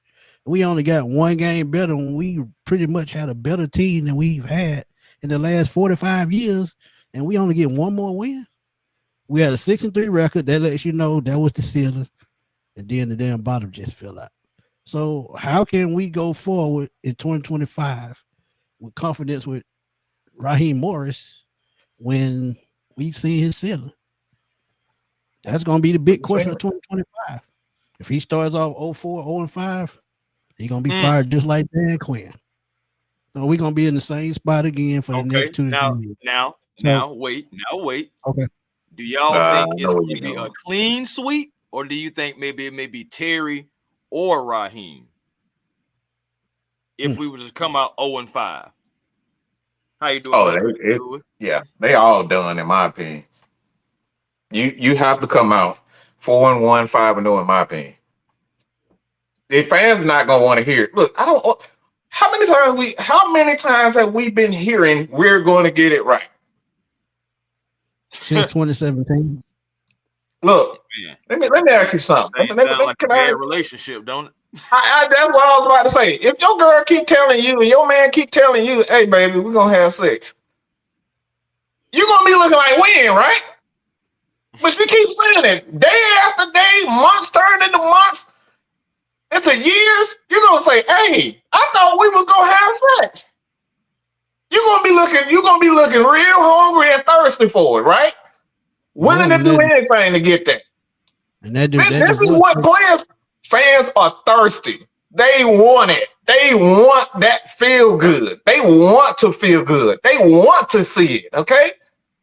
We want to experience that. We've experienced that with the Atlanta Hawks, the Braves. At least the Hawks have given us something. Yeah. At least what we got to the Eastern Conference. The Falcons have given us nothing in the last 7 years or so. Nothing to look forward to. Nothing. We can keep going up. So that's about the only thing we looking forward to. The tickets going up. So I mean, we got the championship. We got the Braves championship. But like I said, I'm booked. The Falcons have to give us something. I am tired to explaining and saying, I'm sick of it, y'all. I'm sick of telling y'all, be patient. I'm done. Mad Mike is sick of it. That's why I don't never say be patient. I don't. I'm tired of it, y'all. I'm tired of it. I'm not going to tell the fans to be patient because I feel like the fans have every right to feel like how they feel, especially if we buying the gear, buying the tickets, buying the season tickets, going on road trips to go support our Atlanta Falcons. At the end of the day, however any fan feels right now, I'm not the one that's going to say, change your attitude or you should think this way or think that way, because at the end of the day, that doesn't make things better. People are going to think what they're going to think regardless. What we need is results. We can talk here until we're blue in the face about what we should be, how we're going to be, and etc. At the end of the day, everybody cares about results. And that's the only thing that I need. I need for Atlanta Falcons to prove what they're going to do. If you don't like the free agent class, okay, then let's look at the draft. But you got to nail the draft. 1,000% have to nail it. And if you don't, then guess what? That's just something else that you can tack on to in the list of underachievements, and then you're going to be out of here. Mm-hmm. We just want results at this point. I got to answer this right quick. I'm like Mike with that. Yeah, I don't hate on nobody. I just tell y'all what I see, and y'all been following me long enough, 6 years now, so y'all know. If I'm gonna be critical of my team, I'm gonna be critical of my team no matter what, win or lose. If they win a football game, I'm gonna still tell you what they did wrong, because there's always room for improvement, win or lose. And it's not hate, it's just us telling y'all what we see and how we can fix things. It's never hate. So even though we dislike a player, we don't hate them. It's just that we feel like we can do better. Just that simple. So the word hate is just taking it too far. Yeah, I don't hate a soul, to be honest. No, So, no. and I never will. So it just like but we can be. The thing about it is, I think it's very fair for Falcon fans to be critical of a team that we feel like it's always right there, and then we start going back down the hill. It's like we always run up the hill and got that last step to cross to get to the step to the top, and then we fall back down the hill. And I understand that fans are tired of that. But this is not the year to go all out and go crazy as far as like in the free agencies and stuff. We don't have the money. Next year, we supposed to have more money. But I'm gonna say this, and I don't want to mean it in a bad way. that means I mean it in a bad way. No. I'm starting to look at Arthur Blank like I look at Jerry Jones and like I look at Al Davis. And I hate to say that because I feel like he's done so much for the city ever since he's gotten here. He's donated to the community. He's put this team on Front Street when it comes to advertising. Because let's keep it real. When the Smith family was here, didn't nobody know who the damn Falcon was. Because when we were growing up, nobody every home game was blacked out. So when Arthur Blake gets here, he goes out and draft Michael Vick, put an electrifying player on the field. Now, one thing about Arthur Blake, he's always put electrifying players on the Falcons team. We didn't see that before him. You talk about Mike Vick. You talk about Julio Jones. You talk about Roddy White, Micah Turner. I can go on and on. But at the same time, he gets in his own way for overthinking things. Sometimes as an owner, you guys got to say, I'm finna make this choice because I'm cutting checks. I'm ready to win. Because a lot of y'all don't even know. He tried to go at the board and get Calvin Johnson to pair with Roddy White and Julio Jones. So what he has to do now, and I know he's 83 years old. I know this. Now he has to go out and put somebody up under him as a consultant to come in and help him evaluate talent, somebody that knows how to do it right, like a Bill Belichick. And that's why he picked his head when he was trying to select him as the coach or trying to bring him in as the coach. He was picking his brain to see how he did things. So now you have to go out and get a consultant or assistant GM that can come in and do that. Because I'm telling y'all, even though Terry Fontenot goes out and scouts very well, CFL, XFL, wherever he goes, he just still seems like he's lost as far as getting guys that can come in with an aggressive attitude, somebody that can come in and knock somebody's head off. He still don't bring in those type players. So now we're still stuck in that spot as to how to evaluate, I would say, talent, aggressiveness, just an all-around ball player. And we all know you got to have a couple players with screws loose in their head. This is what makes the NFL go round. Remember what was the Cincinnati Bengals linebacker that knocked Antonio Brown out? Perfect. Perfect. You see when he was with the Bengals, they were picking it up. They were being aggressive. When they cut him, guess what? The defense fell off again. And even with the Atlanta Falcons, the most strong-minded coach I've seen the Falcons have in their entire existence was Brian Cox on that Super Bowl team in 2016. What do they do after the game? Fire. You need these kind of guys. Crazy. So, I mean, they just got to change the way they think, man. That blue-collar mentality just does not work. This is a violent sport, period. Gladiator sport. All people understand is getting hit. Okay, that's it. You can sit up here and pray all you want to on the field. You can chew gum. You can run fast and run 40s. But look, people on that field, they don't respect and understand one thing: getting hit and not getting hit, and they try not to get hit. So at the end of the day, this is one of the things that is. You look at the Atlanta Falcons. Period. I don't care nothing. I could care less. Okay. A lot of people out there don't believe it, but man, Mike is a Christian guy who goes by Christian faith and Christian morals. I believe in helping people. Okay. But even Jesus had some killers on his team. Okay. Facts.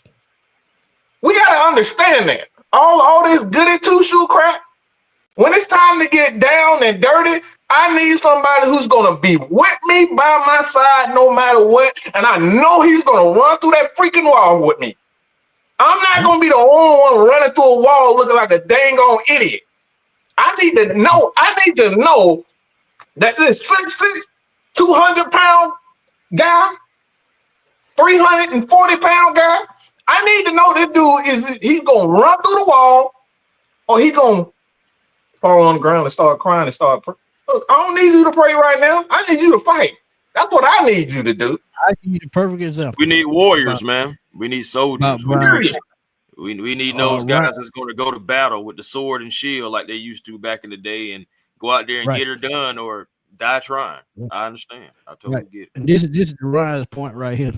I can tell you this, and Mike was there, Chris was there, but when I saw Brian Cox get on Rashid Hageman's ass about being lazy, about his aggression and the way he plays, Rashid Hageman did a full 360.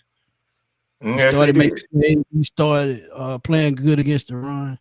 Soon they fried Brian Cox. Guess what?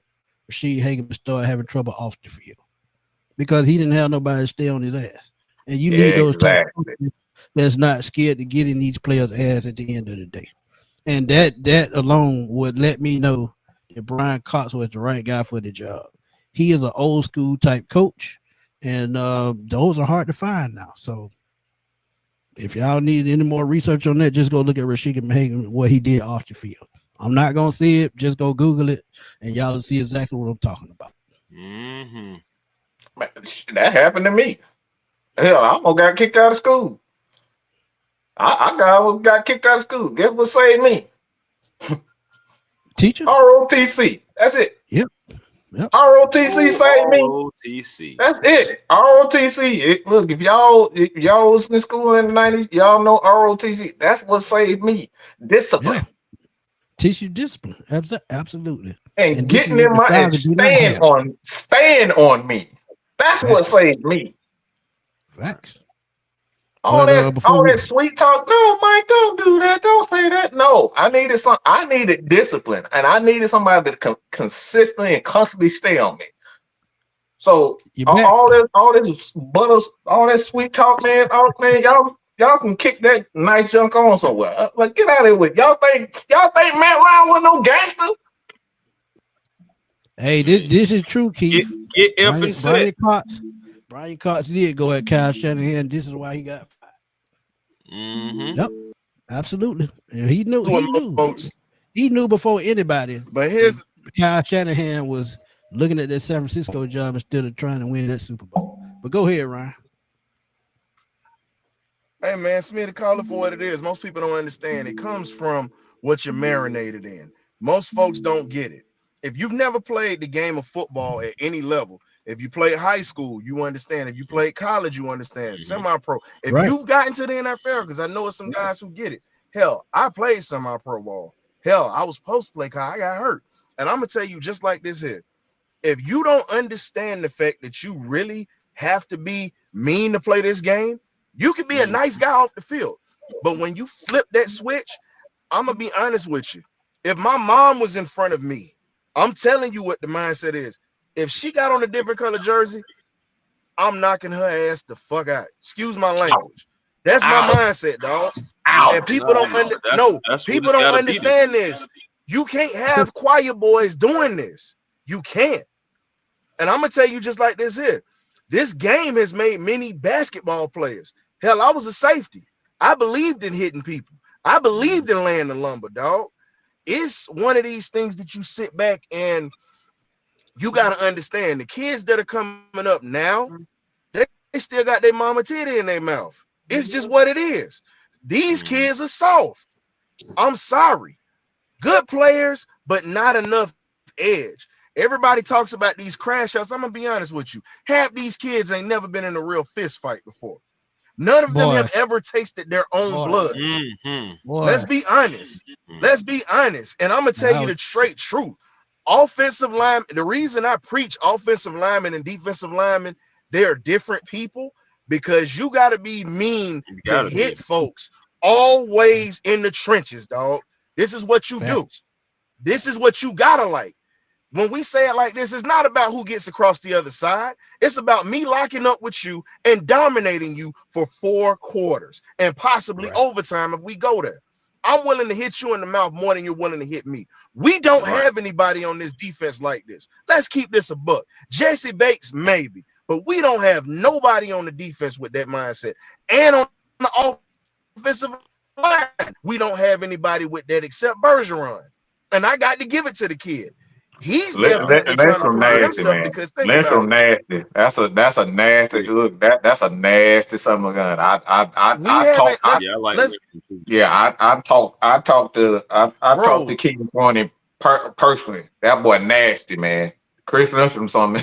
That boy nasty. Listen, Bergeron, I'm gonna tell you this here. Bergeron is one of he's the dark-skinned Harvey Dog. Y'all just don't get it.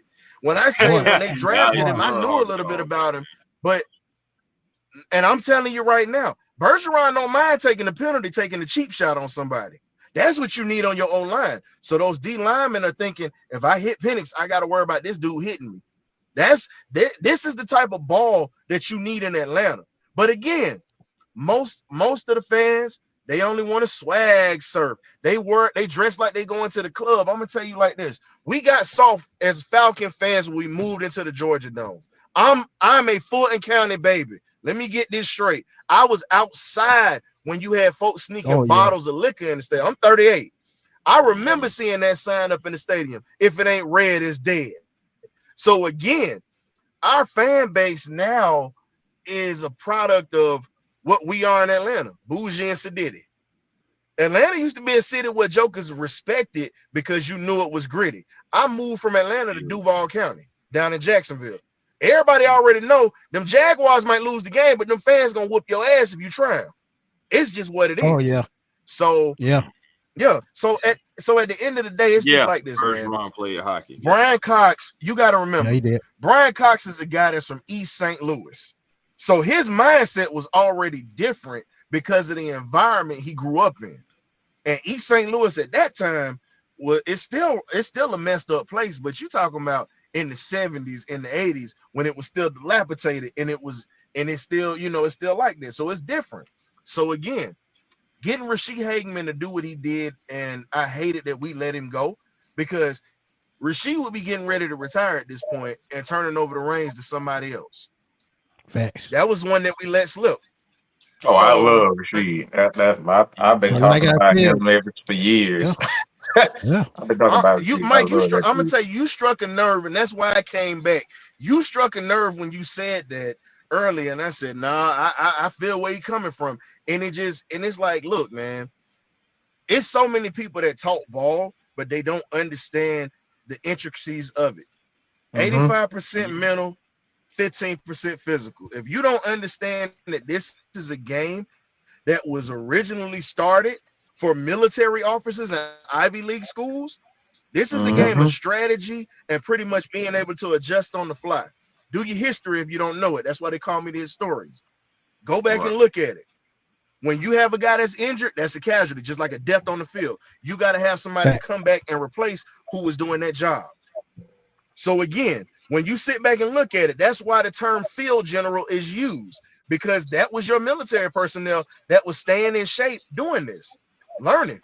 So I look at it like this. Until we get a true field general, I expect Penix to be good this year, but I don't expect him to be that field general just yet, because it's got to be some bumps and bruises he goes through and he learns. But with his attitude and his makeup, he's going to be a great field general. But until then, you got to have somebody that's going to be a field general and a crash out on that defense, period. Fact. Until he drop his nuts, it's just what it's going to be. Hey, I hope I didn't offend nobody, but if I did, no, hell no, you right. Nah, you ain't offend nobody up here. I'm just tired of all this soft talk, man. And let's be real. Tyler Algier literally gave the offense an attitude with the way he runs the ball. Most people forget this kid was a linebacker and running back in college. He's a bully.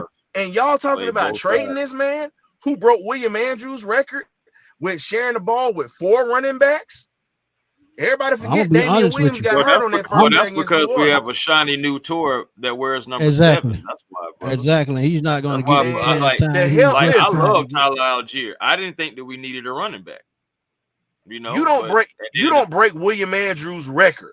Let's get this straight. And William was the man. Say what you want. William was that dude. Mhm.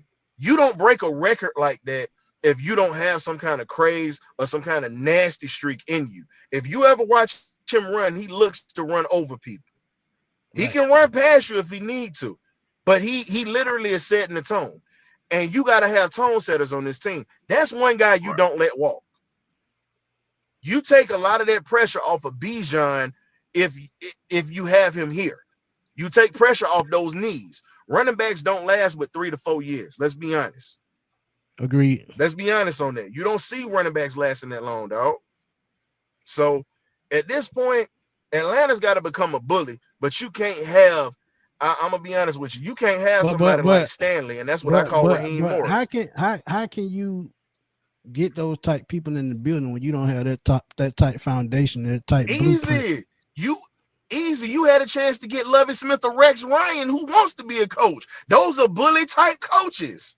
Let's be real. You bringing in a dude.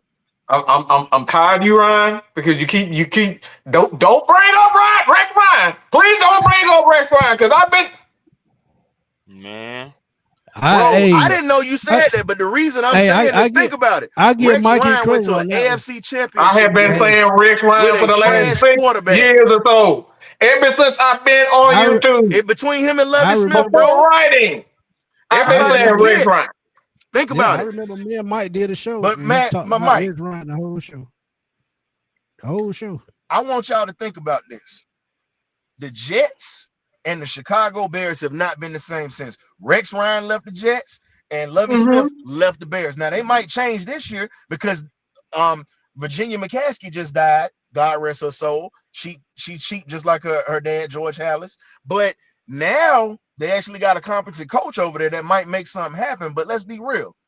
The Jets and the Bears haven't been the same since those two. And here's the thing. Both of those coaches went far with those teams with garbage ass quarterbacks. Could you imagine if Rex Ryan had a Michael Penix Jr.? Let's be real. Or Lovie Smith with the defense he had with a Michael Penix Jr. and a Bijan? Come on, man. A lot of people say you want to go down that tree, yeah, because the proof is in the pudding. That's all I'm gonna say. Yep, and our head coach has consistently been at the bottom of every category defensively. And you want me to sit up here and say I believe in them? I don't believe I can fly if I don't got wings. I'm just saying. Red Bull does not give you wings. Do not believe that. It doesn't. It just really pretty much makes your heartbeat go fast, and you definitely got too much sugar in your system. It does not make you fly. Facts. I'm sorry. You gotta show me. Hey, Smitty, he hit a nerve with that one. And look, normally I'm hosting, but today I get to be a fan and I get to talk. Trash. See, he hit a nerve with that one just now. Hey, you can tell me playing football. Look, man, I played DB, I played quarterback. But I'm telling you right now, man. He got that DB mentality. Football player, you want to hit, man. Look, you trying to hit people, so you got to be a little bit off. I don't like DB, and here's my thing. I grew up watching, like I said, I'm 30. I grew up watching old school football. That's why I love it so much, because of how the game was played. And then I grew up during the era where we were the last ones to actually see guys get hit. Like really get hit coming across the middle. Like think about it. Half these receivers would not run across the middle the way that they run across the middle if you had a Chuck Cecil, a Pat Tillman, Brian Dawkins. I mean, if y'all don't know about Chuck Cecil, understand this. Go look it up. That's all I'm gonna say. Steve Atwater. I mean, when you got safeties, think about this. When you got safeties, even our Man of the Year award recipient at Beach doing some adult activities, he was another hitter. So again, when you look at it, let's be honest. if we didn't have these rules that we have now, Yep, a lot Sean of these Taylor. dudes' mindset would totally be different. Sean Taylor, rest in peace. Yes, And please. you know, when you look at it, man, you don't have safeties that hit nobody no more. Hell, Lawyer Malloy was really one of the him and Rodney Harrison would have lasted their kind. Well, William Moore was a thumper for us, but you know. He was a thumper, but let's be honest. Yeah, when we say that's guys it, that man. can That's all I thump, said. when we say guys that can thump and cover, we talking about guys that can thump and cover. No disrespect to Willie Moore. Willie Moore was an enforcer, but guys that could thump and cover, that was what the game was, man. And you don't see that anymore. Woo, I just seen a good name, Bob Sanders. I used to like Bob Sanders a lot. Man, Bob just couldn't stay on the field. That's the only thing. I hated it. The shoe. That's a good name. And I'm gonna give you this here. Yeah, he was on the closest thing to a John Lynch right now. I'm gonna give y'all this. The closest thing to a John Lynch, and you can get him in a later draft pick, and they didn't invite him to the combine. Dirty Dan Jackson out of University of Georgia. Go look at the footage if you don't believe it. He'll be a linebacker. A guy that started off as a walk-on and became a top safety in the country. Please look at the numbers and go look at what he did. He'll be a linebacker. And Dan Jackson is not afraid to come up and hit you either. That's what we need. So, we need hitters. So that's another reason. But we also need guys that can cover in the secondary. Yeah, but that's what I mean by hitter. Somebody that can do it all. Because I know that's what we was pretty much talking about. But that's why this offseason and this draft, again, coming back to it, it is so important for Terry Fontenot. If he does not get this right, he will not be in Atlanta. Because how many guys do you know keep a GM job for this long with no playoff wins, with no playoff appearances? That's why I said. That's exactly why I said what I said. I got one for you. What I said. Arthur started to remind me of Jerry, started to remind me of Al. Remember, Bill Polian wasn't winning championships, and he was building Buffalo at the time. But the difference was he was bringing in good players. So Bill Polian had to wait a couple of years before he got to his first Super Bowl with the Bills. They actually were building the team. That's what you said. We're not progression. Exactly. That's the only coach that that's the only GM that I know that was getting that type of leeway, Smitty. That's why I was answering your question. He's the only one that I know. I can agree with that. And then he wins with, and think about it, he leaves Buffalo and wins the championship with the Colts. Yeah, that's true. Before we get out of here, though, man, please tell everybody where to find y'all. Go ahead, Ryan. Hey, yeah, we can go around. I was already on here earlier. Mad Mike brought me back in here again. What he said. Hey man, check this out on YouTube. I tend to have that effect, okay? Good and bad.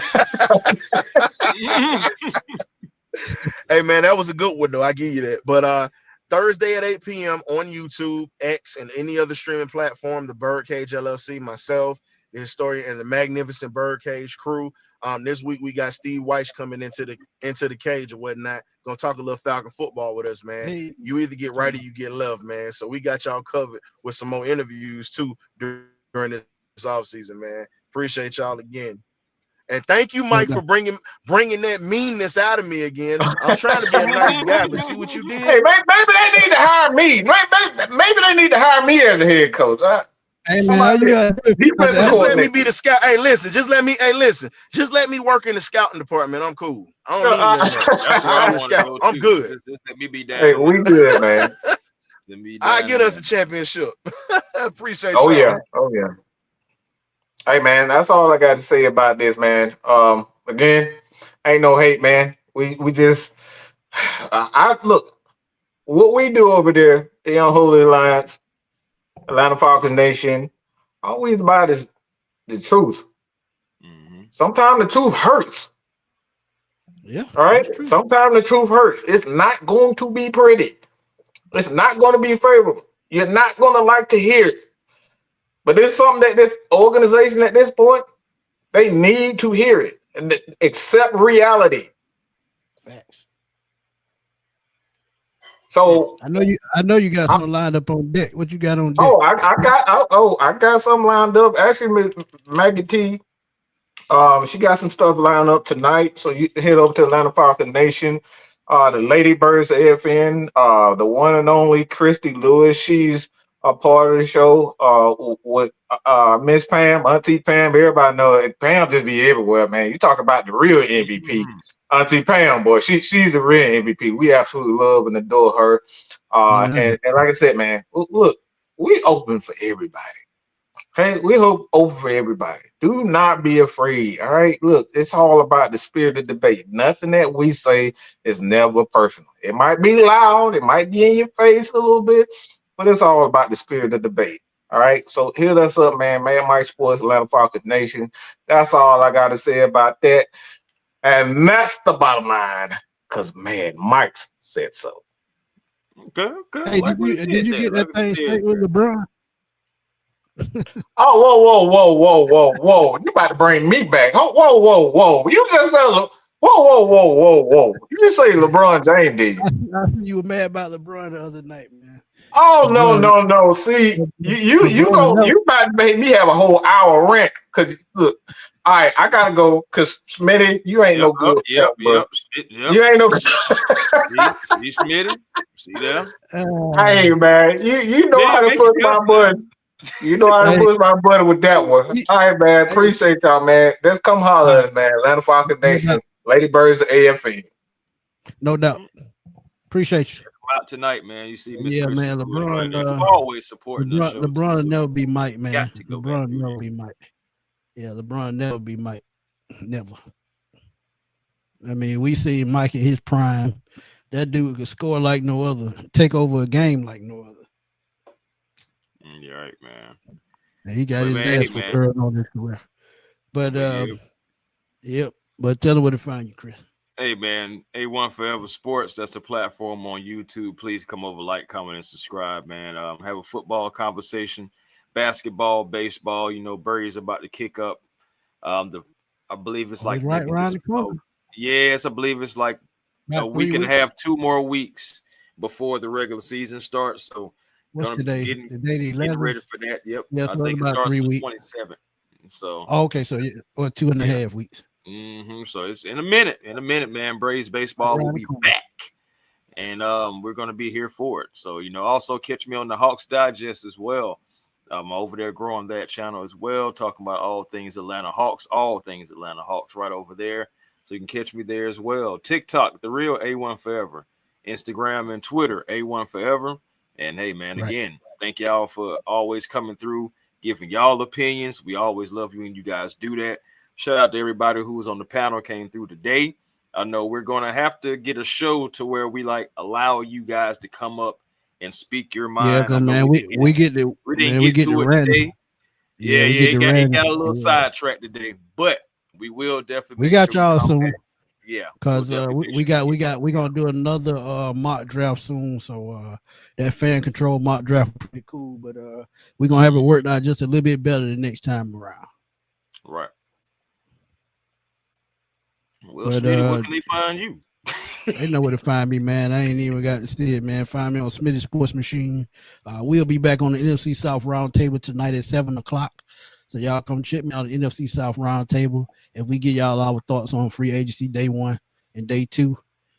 So I'll be chilling with my boy TJ, my boy James, and my boy Clay. Also content creators for the Saints, Panthers, and Bucks. So check us out tonight on YouTube, NFC South Roundtable, because we like to have fun, and we like for the fans to come in from all 4 teams, come in, have a party, talk crap, and blow up the internet, because that's what we do.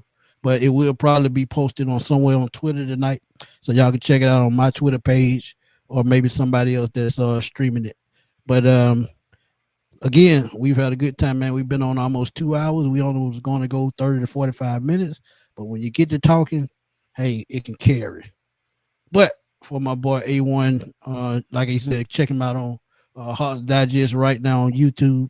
He just dropped an amazing video about the Hawks winning streak. Please go check that out. And also, Atlanta signed linebacker Divine Diablo. Y'all can check out how he fits with the Falcons. Break down the profile as to how he fits check it out right now on the Smitty Sports Machine. I would definitely appreciate that. And on the way out, man, please hit that like and subscribe button. Help me keep hitting the algorithm. I'm trying to get to 20K, and we'll see how it rolls out. But Shane, man, appreciate you coming back through, man. I ain't seen you in a while. You always been supportive, and I truly appreciate that. But we're gonna holler at y'all soon, man. Peace. Peace.